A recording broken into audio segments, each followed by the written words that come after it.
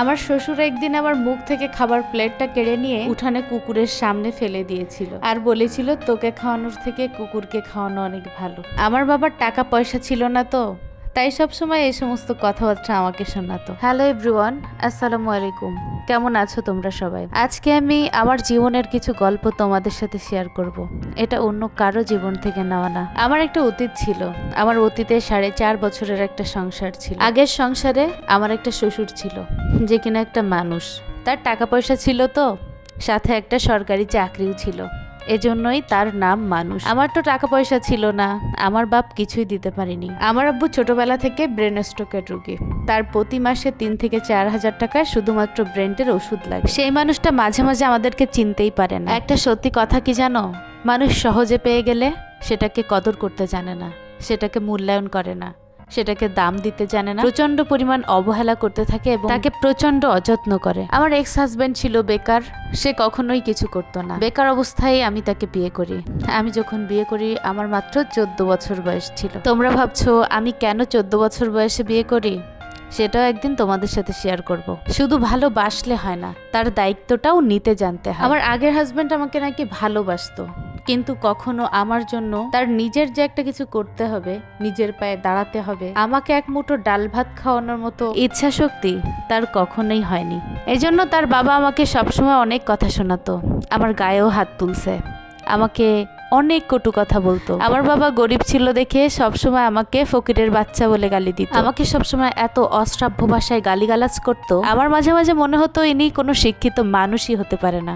আর আমার সেই আগের এক্স হাজবেন্ড ছিল নীরব দর্শক। আমার আগের শ্বশুরের চাওয়া ছিল আমি বাপের বাড়ি থেকে অনেক জিনিসপত্র আনবো। তার একমাত্র ছেলে, তার ইচ্ছা ছিল সে বিয়ে দিবে এবং ছেলের শ্বশুর বাড়ি থেকে অনেক জিনিসপত্র পাবে, অনেক টাকা পয়সা পাবে, তার ঘর ভর্তি জিনিসপত্র আসবে। কিন্তু আফসোস, আমি ছিলাম একটা গরিবের মেয়ে। আমার বাবারও একসময় অনেক কিছু ছিল, আমার বাবাও ব্যবসা করতেন, আমাদের অনেকগুলো দোকান ছিল শহরে। কিন্তু ব্রেন স্ট্রোক করার পর আমার আব্বু সম্পূর্ণ অক্ষম হয়ে পড়ে। তখনই আমার চাচারা আমাদের পরিবারের দায়িত্ব নেয়। আমাদের 4টা ভাই বোনকে আমার মা অনেক কষ্ট করে বড় করছে। আমার মায়ের ক্ষমতার বাহিরে ছিল তাদের চাওয়া পাওয়া। একটা গরিব অসহায় মানুষের সন্তান না হলে আপনি কখনো চিনতে পারবেন না আপনার আশপাশের মানুষগুলোকে, আপনি কখনো বুঝতে পারবেন না পৃথিবীটা ঠিক কেমন, কতটা নিষ্ঠুর হতে পারে স্বার্থের কারণে। আর আজকে দেখো, ভাগ্য আজকে আমাকে কোথায় এনে দাঁড় করিয়েছে।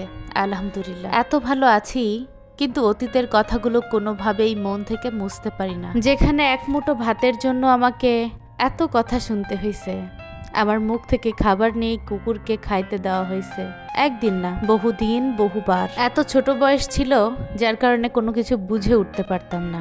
এটাই কি সংসার?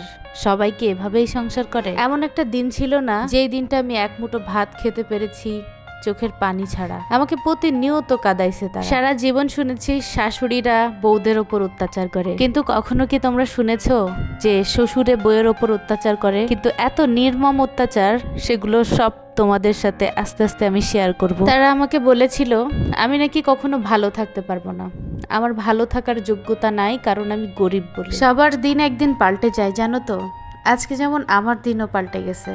আলহামদুলিল্লাহ, আমার হাজবেন্ড আমাকে অনেক ভালোবাসে, আমার শ্বশুর শাশুড়ি, আমার পরিবার, সবকিছু নিয়ে আমি অনেক ভালো আছি। জীবনে দুঃসময়গুলো না আসলে আমি কখনো মানুষ চিনতে শিখতাম না।